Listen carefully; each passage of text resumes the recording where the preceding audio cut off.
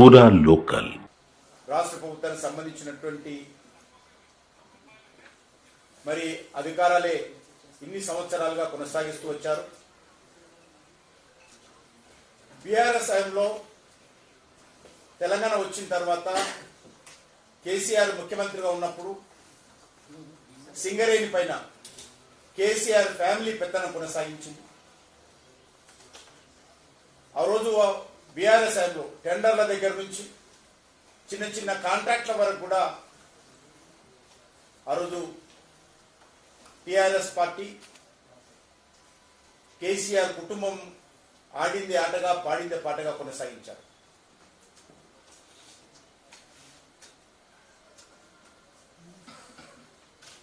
సింగరేణికి సంబంధించినటువంటి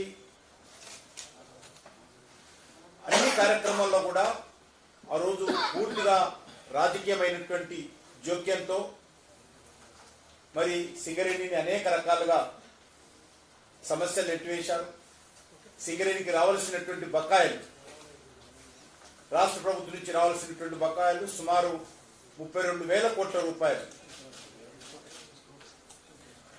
మరి బకాయిలు పడ్డ విషయాన్ని కూడా ఈ సందర్భంగా మనవిస్తున్నాం. ఎన్ని రకాలుగా సింగరేణిని విధ్వంసం చేయవచ్చో గతంలో బీఆర్ఎస్ పార్టీ, ఈరోజు కాంగ్రెస్ పార్టీ సింగరేణిని విధ్వంసం చేస్తా ఉన్నాయి. ఎంతసేపు తమ అవినీతి అక్రమాలకు సింగరేణి ఒక బంగారు బాతుగా వాడుకుంటూ మరి సింగరేణి కార్మికుల రక్తాన్ని, సింగరేణి కార్మికుల చెమటను దోచుకుంటున్న విషయాన్ని కూడా ఈ సందర్భంగా మనవిస్తా ఉన్నాం. గతంలో ఏ రకంగా బీఆర్ఎస్ పార్టీ అవలంబించిందో ఈరోజు కాంగ్రెస్ పార్టీ కూడా అదే పద్ధతిని ముందుకెళ్తా ఉంది. సరిగ్గా ఇప్పుడు నైనీ కోల్ బ్లాక్ విషయంలో కూడా బీఆర్ఎస్ ఏ రకంగా పనిచేస్తుందో ఇది కూడా అదే విధంగా పనిచేస్తాం. మనకందరికి తెలుసు, ఒకసారి బిఐఎఫ్ఐఆర్ కింద అప్పుల ఊబిలో కూరుకుపోయినటువంటి సింగరేణిని ప్రధానమంత్రిగా అటల్ బిహారీ వాజ్పేయి గారు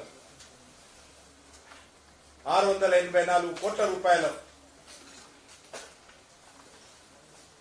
మారిటోరియం విధించి అప్పులపైన సింగరేణిని చేయూతను అందించి ముందుకు నడిపించిన విషయాన్ని ఈ సందర్భంగా మనం చేస్తాం.